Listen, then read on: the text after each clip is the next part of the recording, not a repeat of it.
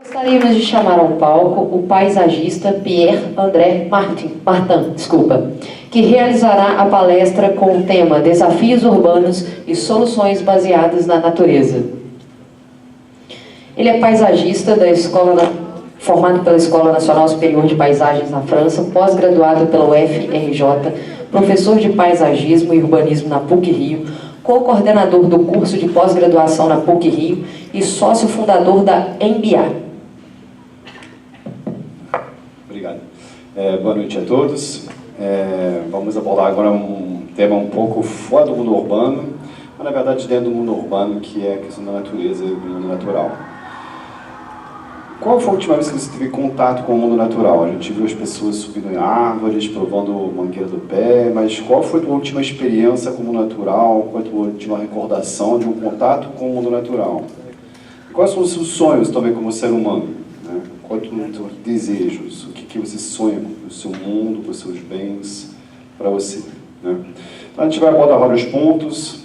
O que é a natureza? O que a gente entende como natureza? Acho que se você perguntar para cada um de vocês o que é natureza, cada um teria uma resposta diferente. Né? Como que vem a cidade? O que é o entre? Que é a questão da ecologia, né? O entre é a relação, né? A ecologia e a ciência do entre. Né? E aí falar um pouco de que, na verdade, a cidade é a nossa natureza e como que a gente pode trabalhar ela como uma natureza melhor para a natureza e para a gente, porque a gente somos da natureza. Né? Então vamos voltar aqui que é a natureza primeiro. Se a gente pensar bem, numa visão ampla, para mim isso é a natureza, o cosmos, né? Até onde eu consigo imaginar, né, a estrutura do nosso mundo. Pensando bem aqui, dentro do nosso sangue tem ferro, né? Esse ferro, sabe de onde ele vem? Ele vem das estrelas. Né? Somos um pó de estrela hibridado por algo, se pensar bem, né? E eu gosto de pensar na natureza como isso, como esse grande universo que a gente consegue mal enxergar os limites dele, né? E aí, para isso, eu gosto sempre de fazer uma pequena lembrança de história da vida nesse pequeno planeta que a gente tem, né? Então, aqui tem uma imagem, se fosse a história da vida, um dia de 24 horas. Né? Então, isso aqui são 4 bilhões de anos atrás, né? Muito tempo, né? 4 bilhões de anos. Né? Todo mundo fala que tempo é dinheiro, então a natureza deve ser muito dinheiro porque é muito tempo. Né? E aí aparece a formação da Terra, né? E aí aparecem as algas um pouquinho depois, né? 4 e 10 da manhã, se fosse uma equivalência, né? Tipo, parece uma crise de insônia a vida, né? A gente acorda cedo. E aí aparece na forma de uma hibridização, né? entre uma alga e uma bactéria, né? Assim que nasce a vida dentro da água. Tá? E aí assim vai passando, não vou passar etapa por etapa não, mas aparece a fotossíntese, o oxigênio que a gente respira hoje, agora, nesse exato momento, todo mundo foi criado por algas. Né? A partir dali que vem o oxigênio que a gente respira. Então eu gosto sempre de pensar que, tipo, minha avó, na verdade, é uma alga. Né? A vida vem de uma alga, eu sou uma alga evoluída. Né? Eu sou um descendente de planta, na verdade. Né? Sou simétrico, sou capacitado de movimento, de uma série de funções, mas lá antes da evolução vem de plantas. Né? Então tem muito respeito por plantas. E aí assim vai passando, as primeiras plantas terrestres, aparecem os dinossauros, já está bem tarde, né? Desde 48, né? Já está bem tarde, né? Do dia a dia até agora, nada de ser humano, né? Aparecem os primeiros mamíferos atuais, e aí disso, o que a gente herda desse mundo? Né? A gente herda de uma série de funções maravilhosas. Né? A natureza, para mim, é uma grande biblioteca, é uma fonte de saber permanentemente. Quando tem dúvida, o primeiro lugar que eu vou para a natureza para conversar com ela, que ela tem bons conselhos. A gente vê aqui gestão de grandes movimentos, assim, a gente vê se um voo de andorinhas no final do dia, né? E a gente vê nenhuma delas bate uma na outra, é uma capacidade de sincronismo única que a gente tem, né? A gente tem muito que aprender sobre isso, por exemplo, como organizar essas coisas. Né? Eu acho muito interessante Vagalume que faz guerra contra a escuridão, né, com o seu próprio corpo. Né? Eu acho que é um papel um pouco de todo professor, né, de trazer conhecimento, trazer luz perante a escuridão. Né? Acho que um belo de um símbolo que a gente tem para observar no Vagalume, por exemplo. Eu vejo também nesses brejos, aqui que uma formação de brejo, o potencial da nossa cidade ser um terreno fértil para a água. A gente sempre fala mal da água, né, que a água da enchente, a água, né, que é deslizamento, a água mata, a chuva mata, mas na verdade é a gente que faz cidade que faz isso, não é a água que faz isso, porque onde tem água tem vida. Né? Então eu vejo nesse brejo, por exemplo, uma fonte fantástica inspiração para fazer cidades que trabalham de maneira inteligente com a água, né? E a gente aprende também as relações, mutualismo, né? Muitas vezes a gente fala muito da lei do mais forte, na natureza o leão é o rei, mas aqui é uma exploração das teorias do Darwin, de uma certa maneira, para valorizar o mais forte sobre os oprimidos, né? A natureza não é nem um pouco assim, claro que tem um pouquinho disso, mas o que tem de menos, o que tem mais, as estruturas de relacionamento entre espécies, animais e animais, animais e vegetais e vice-versa, pelo contrário, é o mutualismo, é a cooperação, né? Não sei se vocês já ouviram falar, mas a árvore mais forte da floresta passa nutriente para a árvore mais fraca debaixo do solo, através das raízes. A árvore que começa a ser atingida por uma doença, também, ou por uma praga, começa a avisar os outros para eles se defenderem. Tem toda uma inteligência coletiva, né? Então a gente tem muito que aprender também com essas lógicas da natureza, e a lei dos mais fortes não é a lei que prevalece na natureza, pelo contrário, é a lei do mutualismo e da cooperação. A gente viu, por exemplo, aqui, raízes, né? Ali tem todo um ecossistema, que a gente chama de rizosfera, é um ecossistema que fica junto às raízes, onde as árvores não conseguiriam processar nutrientes, né? Absorver nutrientes, se não tivesse fungos e outras espécies junto às raízes.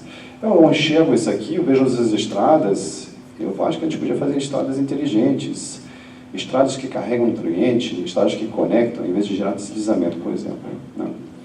E a gente herda de uma coisa maravilhosa que a gente chama biodiversidade, né? Que é a maior quantidade de espécie por metro quadrado, por exemplo.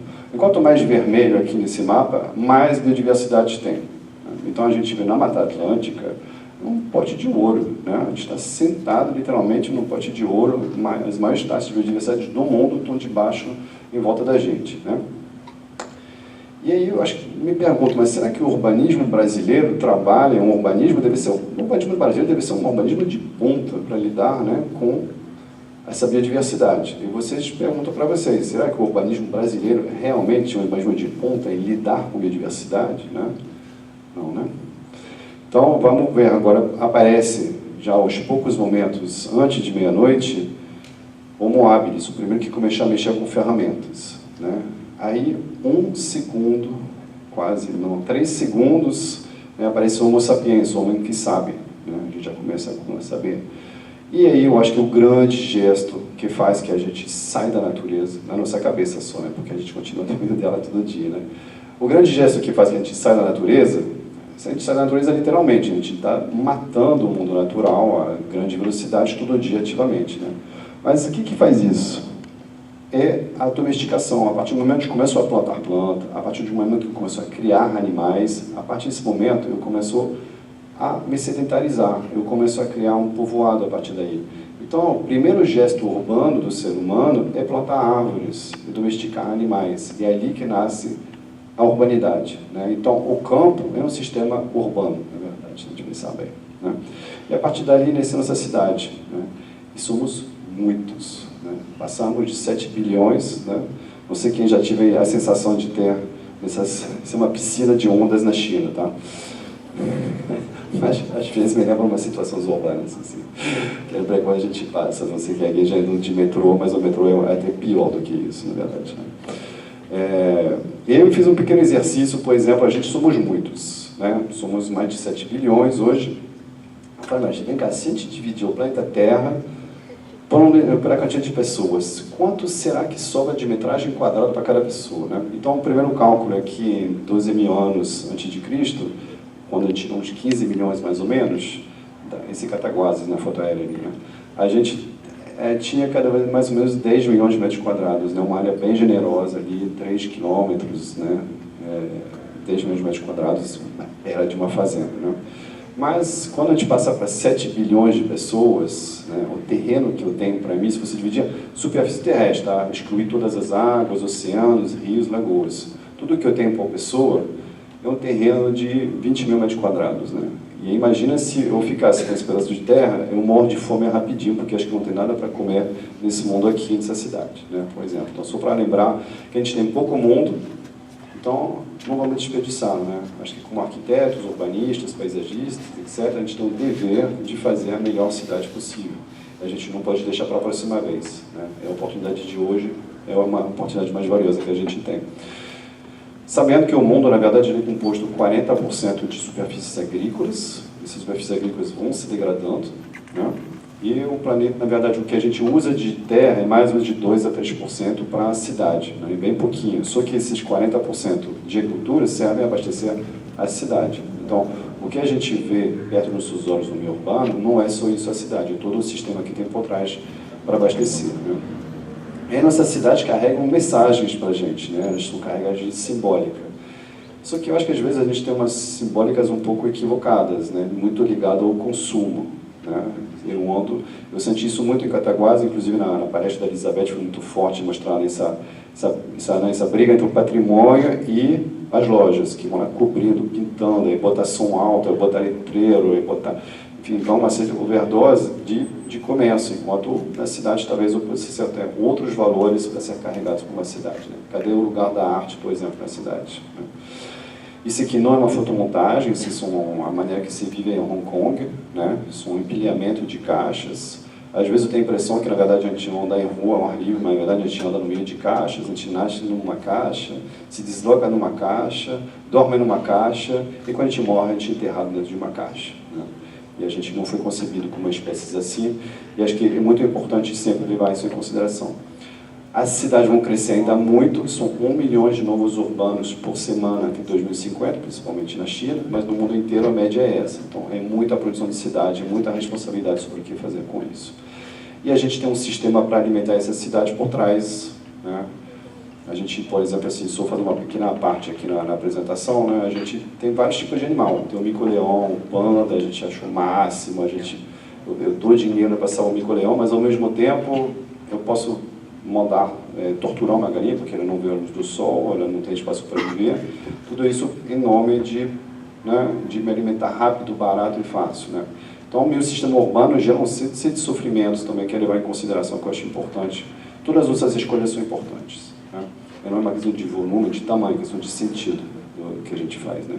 Então, nossa maneira de viver tem impacto sobre as paisagens. Isso aqui é a cidade que fica longe dos meus olhos, longe dos meus 5 sentidos, mas isso é que a minha cidade faz. Por exemplo, aqui são Minas, a gente tem muitas aqui em Minas Gerais. Isso aqui também não é uma montagem, isso é o maior aterro sanitário de pneus do mundo, na África, né? São toneladas e toneladas de pneu. Vou fazer uma outra parte, nunca fazem horta em pneu, por favor. Os pneus têm substâncias cancerígenas que passam nas plantas, que vão ser ingeridas depois. Então, passe essa mensagem sempre que vier alguém. Pode plantar plantas ornamentais, pode fazer uma série de coisas, mas não plantem hortas dentro de pneus, tá? Mas isso aqui é o nosso sistema de produção, que a gente não vê, mas simplesmente que faz parte da cidade, né? Eu quero chamar assim, tudo que eu mostrei até agora são sistemas que a gente vai delinear, né? Eu vou extrair, eu uso, descarto, né? Não existe descarte na natureza. Por exemplo, eu gosto de usar essa imagem e dizer que a única coisa que está viva nessa foto é o pássaro. Porque ele está virando terra, ele vai virar planta, ele vai virar minerais, ele vai continuar, né? Ele vai continuar, vai virar outras coisas, daqui um dia ele voltar a ser pássaro, pelo menos. Agora, esse plástico que está dentro dele, isso vai ficar para sempre plástico, só vai esfarrelar, né? Então, é um sistema linear que a gente não pode reproduzir na hora que a gente pensa a cidade. Aí, nesse sentido, a gente vê aqui a expansão da ocupação humana, onde está mais vermelho, onde mais tem gente, e a gente vê que tem um conflito direto, por exemplo, entre o mapa de biodiversidade, né? E aí eu achei importante se reconciliar com algumas coisas, né? Por exemplo, essa foto, né, de uma chuva, né? Então, chuva não mata, chuva não alaga. O que faz isso é a cidade mal feita. Então, é muito importante a gente não culpar a chuva por isso. Se não tivesse chuva aqui, seria um deserto, não teria ninguém, nem espécies vivas, né? E vamos falar um pouco do entre, né? Como que eu fico ali, nessas dimensões? Será que tem eu dentro de mim, meu espírito, minha alma, meu corpo como ferramenta, assim, de interação com esse mundo maior? Será que isso? São 3 categorias? Tem eu separado? Não? Eu acho que, na verdade, não. Acho que é tudo um grande organismo vivo. Na verdade, eu nasci 4 bilhões de anos atrás no fundo do mar, né? Eu não sei onde eu vou viver, estou preocupado com isso. Mas talvez não espécie for uma forma humana, de outras formas de vida que a gente vai prosseguir, né? Mas isso aqui eu acho que é bem relevante, nessa imagem, entender que a cidade é meu corpo, o território é meu corpo. Eu não tenho como ser uma pessoa saudável, num território completamente doente, sem funções ecossistêmicas. Isso é inviável. Não tem suco detox que vai resolver o problema. Tá? Eu acho que tem que encarar que os territórios têm que estar saudáveis. Isso é fundamental, né, e acessíveis a todos. Né? Então, por exemplo, a gente vê muito bem quando a gente sobe no pé de mangueiro, quando a gente vai lá, quando a gente tem esse contato com a natureza, a ciência já mede que todos os indicadores de saúde melhoram na hora. Então, a gente precisa desse contato com a natureza, que hoje o contato com a natureza é dentro de jardins, dentro de praça, e muito pouco em ambientes naturais de fato, né? Porque estamos em 80% de urbanos aqui no Brasil, por exemplo. Então isso significa também mudar alguns valores sociais, né? Que a gente vê aqui, por exemplo, uma área natural, que a gente vê aqui, algumas pessoas chamam de mato, chamam de capim, capim sujo, né? Mas na verdade esse mato tem altos valores ecológicos, né?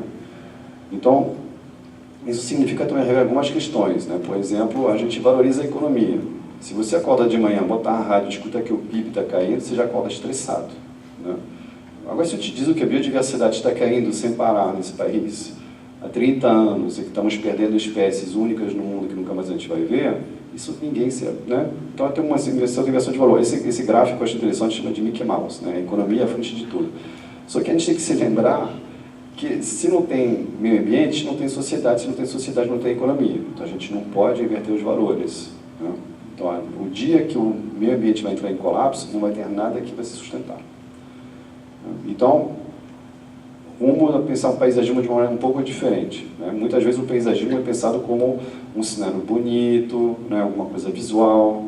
A gente tem que entender que hoje tem que ter um paisagismo carregado de funções. Por exemplo, a gente vê que o gramado aqui nessa imagem é a maior superfície cultivada nos Estados Unidos. Não tem, é maior do que a agricultura, né? É um absurdo completo. E você gasta gasolina para podar ela, você expõe trabalhadores à poluição sonora e acústica para ficar podando uma planta infinitamente que sempre vai crescer, né? A gente vai falar de poda de árvores um pouco mais tarde, depois do que eu vi alguma coisa aqui em Cataguases, né? Então, não é para entender que o mundo não é um cenário, né? O mundo não é alguma coisa visual. O mundo é minha vida. Esse aqui, por exemplo, é o maior organismo que existe, que a gente conhece, é Gaia, a biosfera. Todas as estruturas vivas juntas, do qual faço parte, do qual todos nós fazemos parte aqui, né? E do ponto de vista do Brasil, assim, a biodiversidade é uma coisa incrível, porque somos campeão mundial de biodiversidade, né? Ninguém vende a camisa no camelô, mas é verdade, de fato, nenhum país no mundo tem tantas espécies de animais e de vegetais reunidas como o Brasil. Então, acho muito importante a gente batalhar por isso e dar todo o valor que tem que se dar, né? Então, preste atenção se algum candidato teu está sugerindo para extinguir o erro do meio ambiente, é uma péssima ideia. Então, nós temos 6 biomas aqui, né? Quem sabe os biomas brasileiros aqui? Quem arrisca aí? Amazônia foi, Cerrado foi, manguezais não oficialmente ainda reconhecido, mas tem algumas teorias que categorizam o manguezal sim como um bioma. Pantanal, muito bem, Caatinga, Pampa e a Mata Atlântica. Isso aí, muito bem. E ele se divide em ecossistemas, né? Dentro da Mata Atlântica tem uma infinidade de ecossistemas, né? Então é uma riqueza, né? Olha esse mapa, olha essas sutilezas de manchas ali, de cores, etc. A primeira coisa que me dá vontade é de largar tudo e ficar andando por esse país para conhecer esses ecossistemas, né? Porque é uma biblioteca viva, né? Por outro lado, temos as nossas estruturas, as estruturas humanas, né? Por exemplo, quanto mais escuro, mais gente por metro quadrado, né? A gente ocupa todo o litoral, principalmente, e tem todas as infraestruturas de transporte, de energia elétrica, né, que passam por cima. E acho que nosso papel, quer dizer, assim que eu vejo o meu papel, justamente, sou paisagista, né, de ficar aqui entre a natureza, né, a biodiversidade, e a cidade, o mundo urbano, de fazer toda essa costura. Porque essa história que tem conflito entre natureza e cidade é uma história do século XX. No século XXI, a gente não pensa mais assim. A gente já sabe que meio ambiente e cidade estão mão na mão. Não se atrapalha, não se apurrina, não. Pelo contrário, um colabora com o outro e permite justamente o crescimento de uma maneira saudável, né?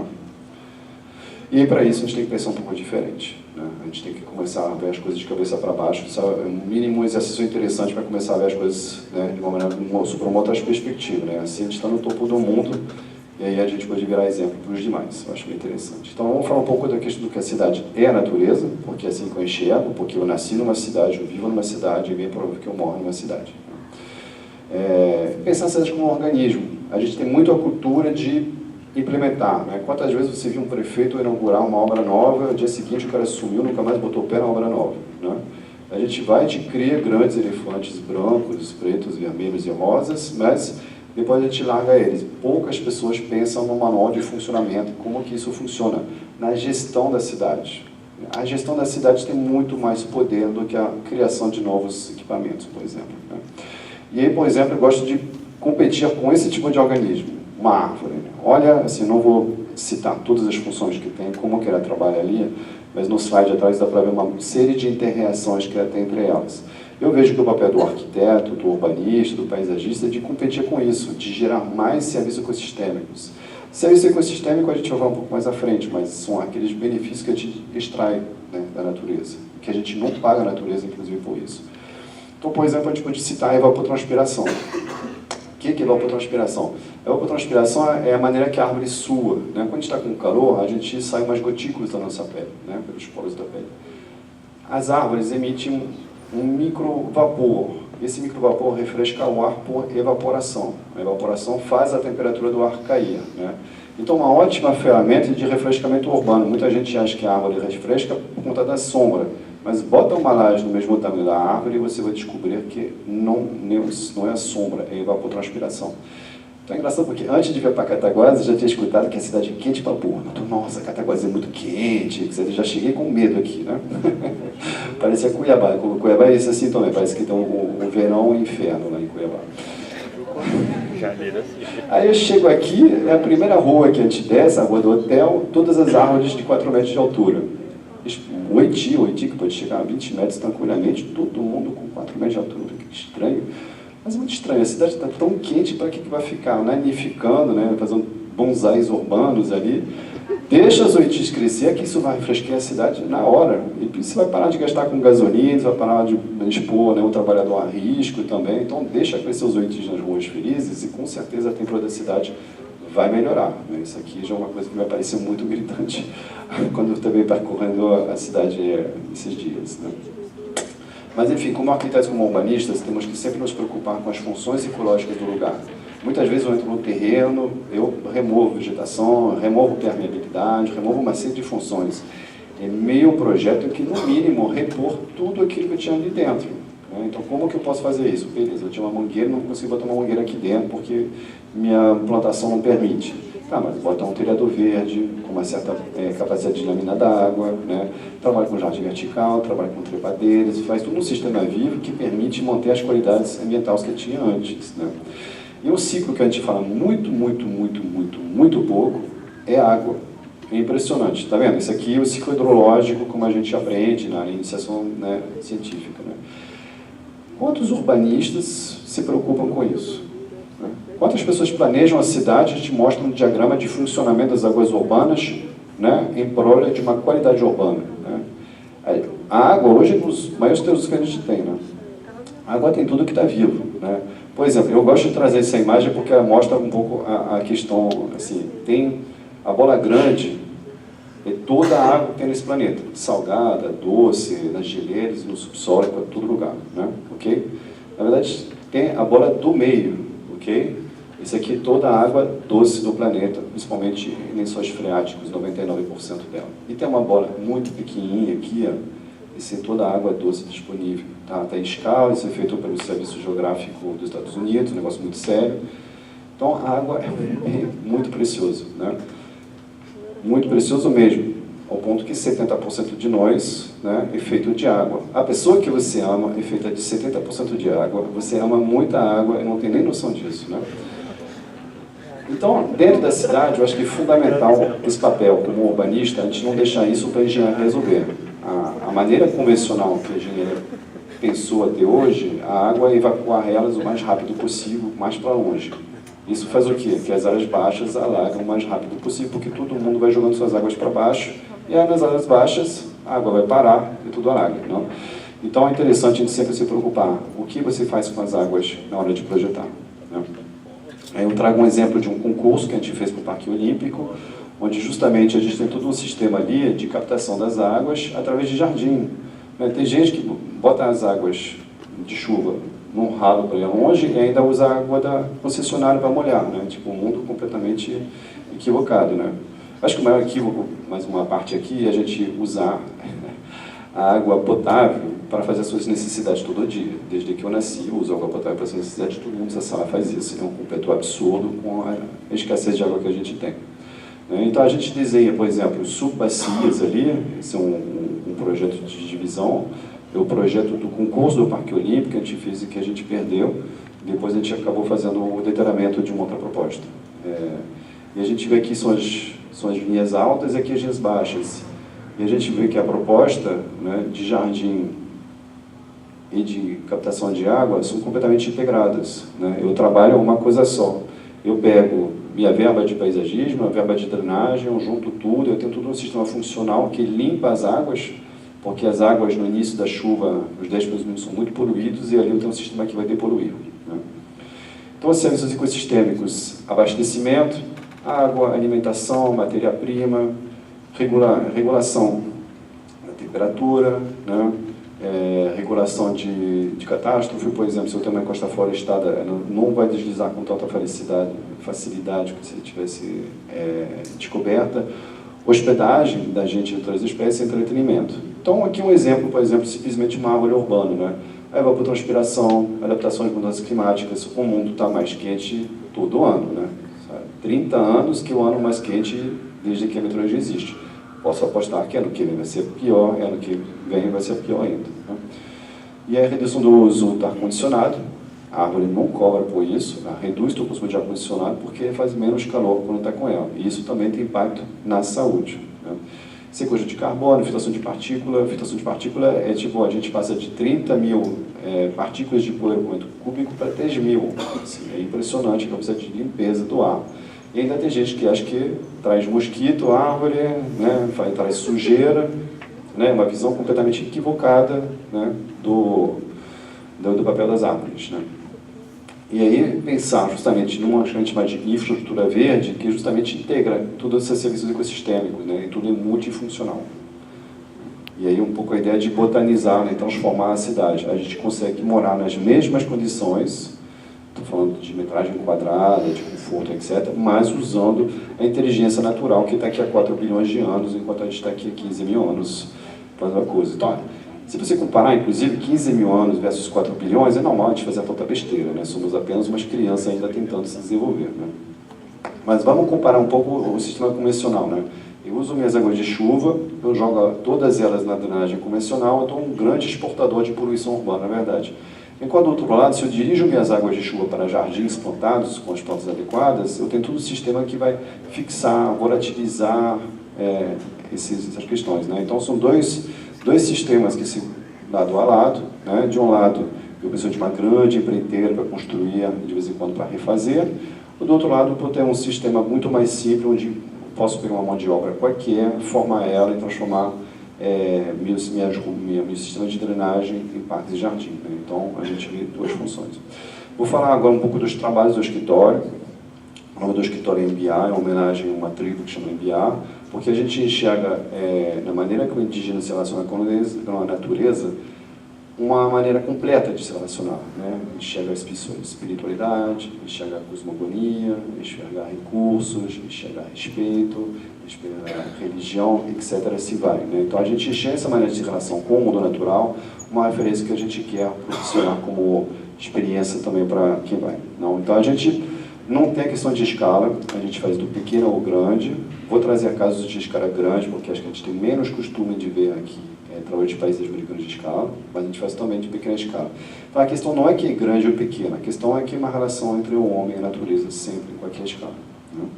E a gente passa por estudos, a gente faz licenciamento ambiental, diagnóstico ambiental, a gente tem toda uma pegada ambiental bem séria, bem consistente. toda a parte de projeto, né, convencional, a gente vai do detalhamento, do conceito ao detalhamento, a coordenação, as obras, porque a gente teve que entrar em obras para poder ver nossas obras, nossos projetos saírem do jeito que a gente queria, porque tem pouco cultura de respeito ao projeto, infelizmente, e as coisas iam se descaracterizando no meio das obras, né? Então, acho que o nosso papel, tanto como arquiteto, urbanista, paisagista, é criar lugares, né? Então, a gente tem que ter um compromisso com as obras, a gente não pode ficar só a entregar papéis. Isso não é nossa profissão é entregar lugares, né? Então, é muito importante estar até o fim dos lugares. E manter, porque são sistemas vivos e uma paisagem que não é mantida, ela pode perder o rumo, a não ser que seja um paisagem ecológico, onde justamente ele é pensado para andar sozinho, né? Com o mínimo de intervenção e o mínimo de custos, né? E aí a gente faz soluções que a gente chama de soluções verdes, que são jardins verticais, tetos verdes, a gente vai com um teto verde diferente que a gente faz, jardins, espaços coletivos e estudos territoriais também. Então vou apresentar o Corredor Verde, que é o primeiro corredor verde que eu saiba aqui no Brasil, no Recreio dos Bandeirantes, né? Esse é o melhor cliente do escritório, né? São 3 deles no meio do Recreio dos Bandeirantes, que é na Barra da Tijuca, um bairro denso do Rio de Janeiro. Não é o melhor cliente porque ele não dá palpite não, tá? Não é isso não. É o melhor cliente porque é um privilégio poder trabalhar com 3 bichos preguiça no meio da cidade, né? Esse aqui também é um super cliente, são 50, né? 50 jacarés, são heróis, eles vivem no meio do esgoto, é um desastre ambiental, mas eles estão lá no meio da cidade, né? Então a gente teve que trabalhar com eles, né? Esse aqui é a foto aérea um pouco da área, e aí é de grande tamanho. A gente tem 320 hectares já preservados e 60 de praças, né? Então tem algumas lógicas. A preservação, temos alguns elementos de valor ecológico importante, então a gente preserva eles, identifica e preserva eles. A gente depois procura conectar esses elementos, né? A natureza precisa ser conectada. Por exemplo, ver aquele buriti sozinho na praça me matou do coração. Assim, nenhuma árvore gosta de ficar sozinha, que nem a gente. Na Amazônia, se você limpar, tipo, você tem uma bela de uma árvore, você limpa tudo em volta, ela vai acabar morrendo. Porque justamente tem toda a lógica de conexão. É muito importante conectar os elementos naturais, né? Então aqui a gente conecta a biodiversidade, né, com corredores faunísticos e florísticos, mas a gente conecta também a cidade em volta, todo um sistema de mobilidade também junto a isso, em paralelo. A gente conecta também na transversal e a gente amplia, a gente vislumbra quais são as áreas próximas para poder justamente expandir essa lógica do corredor verde. Isso aqui é um pouco um mosaico, a gente tem praças, tem fragmentos, áreas residuais, tem uma série de áreas, até inclusive nos telhados a gente traz propostas para isso, né? Então, não é um pensamento convencional, né, de pensar dentro do limite da praça, né, pensar um pouco além e chegar aonde que estão as oportunidades, né? Não sei se dá para ver muito bem aqui, mas isso, dá para ver sim. Como era o primeiro corredor verde que a gente fazia, que a prefeitura encomendava também, a gente tinha que dialogar. Isso é muito importante, ter peças de diálogo. Criar e projetar espaços, hoje é um trabalho coletivo. E, na verdade, eu estou falando aqui em nome de uma equipe, eu não fiz isso sozinho, mas nem um pouco. Se eu fiz isso com um escritório inteiro, com consultores, com um monte de gente, com moradores, é assim que a gente trabalha hoje. Aquele sonho do arquiteto que faz um traço na parede, né, tipo Niemeyer, faz um traço, isso aí é muito tempo atrás. Não se trabalha mais assim, tá, gente? A gente trabalha coletivamente, abertamente, a gente altera em função das demandas, é um trabalho coletivo feito aos poucos, né? Então a gente usa uma ferramenta simples, a gente fez acho que uns 30 cortes, mais ou menos, nos lugares mais importantes, onde a gente mostrava o antes e o que a gente imaginava para o depois. Uma representação em cor bem simples para entender se o caminho era por aí, né? Então tinha algumas áreas que tinham gado, a gente propunha justamente aproveitar essa área plana para fazer uma área de acúmulo das águas, por exemplo. E assim vai apresentando onde a gente podia inserir essas soluções pontuais de vários tipos, né? Tem até soluções de mobilidade, inclusive, incorporadas dentro disso. Então, é multitema. Nos estudos preliminares, a gente sempre usa muito a mão. É muito fácil, muito rápido, não tem muito acabamento. E a gente mostrar um pouco as experiências, né? Por exemplo, é muito importante dar um acesso visual aos animais ali. Eles têm que ter um lugar. A gente não pode trabalhar na ideia que a gente tem que separar a faixa de proteção, tem que separar. Não, a APP não é urbana, a APP tira da cidade, bota uma grade em volta. Qualquer pessoa fica com raiva da app, né? Se você te bota uma grade entre uma atualização e você fica com raiva na hora. Não, a gente tem que ter acesso, obviamente, com todo o respeito, com delicadeza, sem degradação, mas a gente tem que ter um acesso. Nesse caso, não dá para acessar com as jacarés com tanta facilidade, então a gente tem um limite físico, mas pelo menos ter um acesso visual, incorporar ele. A gente cuida do que a gente vê, né? Tem que lembrar disso, né? E aí são as soluções de mobilidade, de acesso, de criação de janelas sobre isso aqui e de separações, né? Aí incorpora uma série de soluções de reflorestamento, de regeneração, né? Tinha umas áreas degradadas, né? Então a gente partiu de soluções urbanas, agradecimentos de reflorestamento, as passarelas precisavam ser refeitas, a gente criou as passarelas de maneira que a gente desse ou a vista para um monumento natural ou a vista para um animal que está lá no corredor, né? Tem as áreas que eles pegam sol, que são sempre as mesmas. O mobiliário urbano que permitisse a passagem de fauna também, a gente vê ali a possibilidade de ter um pergolado que serve também para a fauna passar por cima das estradas, né? Áreas para a criação de lugares para a fauna e flora. É muito importante a presença dos polinizadores na cidade. Não só aqui a gente vê o exemplo de insetos, mas, por exemplo, no Texas, em Dallas, a prefeitura instala casas para morcego. A guia divina, por que a prefeitura bota a casa de morcego dentro de Dallas? Porque um morcego frutífero é capaz de comer de 200 a 300 mosquitos por hora. Então, assim, ao invés de pegar um fumacê e envenenar minha população com o dinheiro dela, que é um absurdo completo, não, eu uso a inteligência da natureza, eu coloco o morcego ali, o morcego vai comer o mosquito, né? Ele faz isso de noite, sem poluição e equilíbrio com a natureza, né? E a gente trabalha com um tipo de paisagismo que é uma recriação dos ecossistemas anteriores, né? A gente vê aqui uma criação de restinga, a gente vai recriando a duna, vai usando as espécies por um sistema de sucessão ecológica, a gente vai botar as pioneiras que vão fazer a proteção das demais, né? Então, é uma mudança cultural, mas isso é uma série de benefícios também. Aqui não tem uso de agrotóxico, de baixíssima manutenção, e aqui é um habitat original do local da Barra da Tijuca. E, por exemplo, eu mostro isso aqui, vocês talvez não acreditem, mas isso aqui é um teto. Esse é o teto de uma casa, né? A gente trabalha com um biólogo que chama Bruno Rezende, que que cuida da coleção de bromélias do Jardim Botânico. Ele inventou um teto ecológico que a gente implementa com ele, feito em bidim, não tem solo. A gente usa plantas de costão rochoso, essas plantas que a gente vê nos costões rochosos, por exemplo, no Rio de Janeiro, a gente usa essas plantas que não precisam de solo, então, e que são habitat, por exemplo, dentro dessas, a gente já encontrou pequenos rãs dentro dessas bromélias, né? Baixíssimo consumo de água, e ainda a gente tem pitaia, tem plantas para comer ali ainda por cima, né? Então, essa aqui é uma matriz um pouco de ações e benefícios, né? A gente não está mais no sistema linear, a gente está pensando o que pode se alimentar.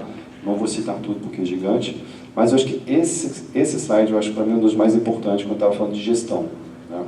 A gente fez um projeto para a Secretaria de Meio Ambiente, beleza. Teve um momento que eu falei, mas vem cá, vocês estão conversando com as outras secretarias? Não, por quê? Porque não adianta, se meio ambiente tem que estar todo mundo sabendo que isso é um corredor verde, senão não vai dar certo. Você tem que explicar para o lobo, tem que parar de tirar a folha seca. De tirar a folha seca, mas por quê? Porque isso é importante para o solo deixar a folha seca, né? Você já viu alguém limpar a folha seca e botar no saco de lixo e jogar no caminhão? É mais um absurdo que a gente faz, né? Porque a folha seca tem um papel maravilhoso para o solo, de proteção, de umidificação, né? Então você vê que até agora quantas coisas que a gente faz sem perceber o quanto está equivocado, né? Por isso que digo que de vez em quando a gente tem que rever os seus paradigmas sobre como que a gente tem essa cidade.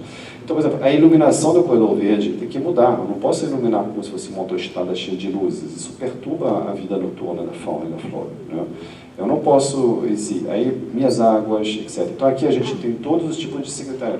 Secretária de ordem pública, obras, urbanização, transporte, abastecimento d'água, meio ambiente estadual, Rio Águas, meio ambiente, Fundação Parque de Jardim, Fazenda, Rio Luz. Todas as pessoas, nenhuma delas conversa com as outras, cada um faz o seu mundo. É muito comum ver 2 caminhões chegarem de 2 secretarias diferentes para fazer uma mesma obra, foi 2 obras diferentes no mesmo lugar, sem concertação nenhuma.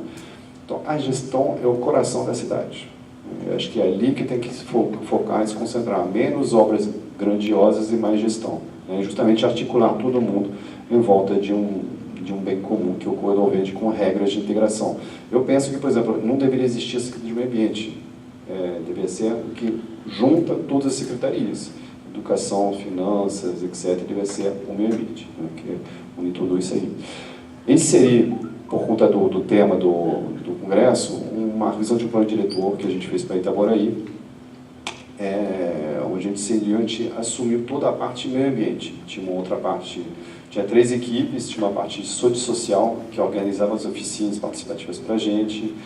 Foram mais de 10 oficinas só na leitura territorial, né? Então eu quase morei para fazer essas oficinas. Essas oficinas são no sábado, para poder ter uma legitimidade de participação, tem toda uma sutileza ali por trás para fazer o trabalho do jeito correto, como a gente viu ontem, muito bem, também bem explicado, né? E aí, isso aqui é um retrato, justamente, falando um pouco de Itaboraí, a gente vai ver muitos mapas, né? Então, essa metodologia de sobrepor mapas, a gente não inventou isso aqui, não. O Jan Mark inventou isso aqui no livro dele, que se chama Design with Nature, né? Projetando com a natureza. Isso aqui é uma obra fundamental, por mais que ele é dos anos 70, que ele é antiga, é uma obra fundamental, porque justamente é um trabalho de leitura territorial, onde aparecem coisas que a gente não enxergaria se você só fazer uma aproximação visual do território, né? Então a gente vê, por exemplo, cobertura do solo, aqui a gente vê a erodibilidade, a fragilidade para a erosão, né? Então tudo isso aqui são fatores que são importantes na hora que eu vou decidir para onde eu vou crescer e como eu vou crescer, né? As inundações são fenômenos normais, a água é uma coisa dinâmica, a água vem, a água vai. Onde alaga numa cidade, onde tinha água, onde tem a cidade. Tá? Então a gente tem que deixar um lugar para a água dela, porque a gente sempre vai ter água onde teve água, né? Aptidão agrícola, esse é fundamental também. Eu não posso tirar a capacidade de alimentação de um município. Como que ficou a cidade aqui na greve dos caminhoneiros? No Rio de Janeiro foi um desastre, né? Não tinha nada nas prateleiras, né? A gente tem uma dependência química com a gasolina como sociedade, né? E como que eu vou tirar a aptidão agrícola de um território para botar casas? Não, usa uma terra que não tem aptidão agrícola, isso faz todo sentido, sim, mas eu não posso remover de dentro do meu território minha autonomia alimentar. A gente fala muito de soberania alimentar, né? Mas esse soberania do meu município, como é que está? Se eu vou pegar uma terra fértil e construir um loteamento privado em cima, eu estou tirando, né, a alimentação de todo mundo, né? Então isso é muito importante. São camadas que muitas vezes não são incorporadas nas leituras territoriais. Altimetria, declividade, né? Quanto mais meu terreno está inclinado, menos propício à urbanização letal, né? Geomorfologia, vou passar rápido, geologia. A geologia também é super importante, né? Às vezes tem subsolo que não tem a mínima aptidão para construir em cima. Toda terra não é propícia à urbanização, tem que tirar isso da cabeça. Tem terras que não é para ocupar. Uma várzea não é para ocupar, por exemplo. Tem algumas coisas assim, pelo menos com edificações, né? Bacias hidrográficas, as faixas de margens de proteção, né, ao longo dos rios, os aquíferos. Esse mapa foi o que mais, acho que mais mexeu na equipe de urbanismo, porque eles estão pensando em crescer numa cidade em direção a uma zona de recarga de aquífero, enquanto assim, a gente tem uma dependência, a gente viu, a águas profundas. Eu não posso... A recarga de aquífero aqui é o lugar onde as águas entram no subsolo, recarregam os lenços freáticos, né? Se eu encapar isso aqui com concreto, com asfalto, etc., eu cesso com isso, né? Então, é a mesma coisa, é a lógica do território que a gente não enxerga com os olhos, mas que é fundamental para a saúde do território.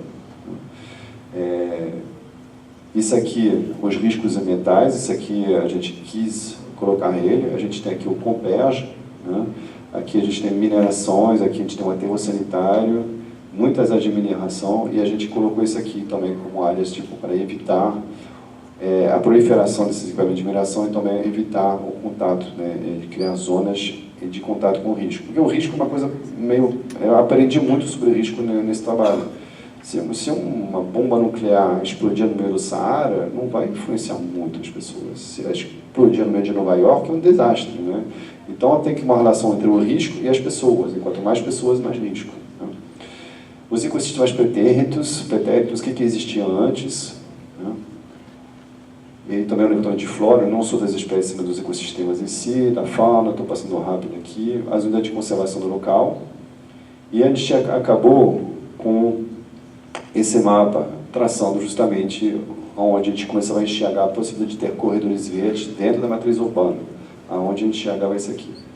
Aí eu encerro um pouco dizendo que às vezes a gente precisa sonhar alto mesmo. Isso aqui é uma imagem produzida por mim, uma proposta para Botafogo. Não sei se vocês conhecem Botafogo, no Rio de Janeiro, não tem 1 metro quadrado de área verde. É a minha ideia de pendurar a vegetação no céu, de maneira que a gente possa ter um acesso à vegetação de uma certa maneira, né? E passar por cima e estar longe do carro, e a gente está no espaço dos pedestres. Então essa imagem é só para a gente dizer que a gente precisa sonhar alto, que a gente não precisa se conformar com a satisfação geral, a gente não precisa atender uma demanda, a gente precisa criar o que a gente acredita como pessoas, né? Então eu quero agradecer a todos, quero agradecer ao Congresso, assim, o Congresso feito aqui com muito carinho, assim, eu gostei muito da organização, das palestras, gostei muito de Cataguases, é um prazer estar aqui, assim, eu fiquei muito motivado de conhecer a cidade, conhecer vocês, de ver vocês um sábado aqui às 8h30, todo mundo me olhando, assim, eu estou adorando esse estado aqui, eu acho que eu vejo que aqui tem muito potencial, aqui é uma cidade completamente que já pensa fora da caixa, né, que batalha, a gente vê, enfim, muito bonito. Quero agradecer a todos, muito obrigado.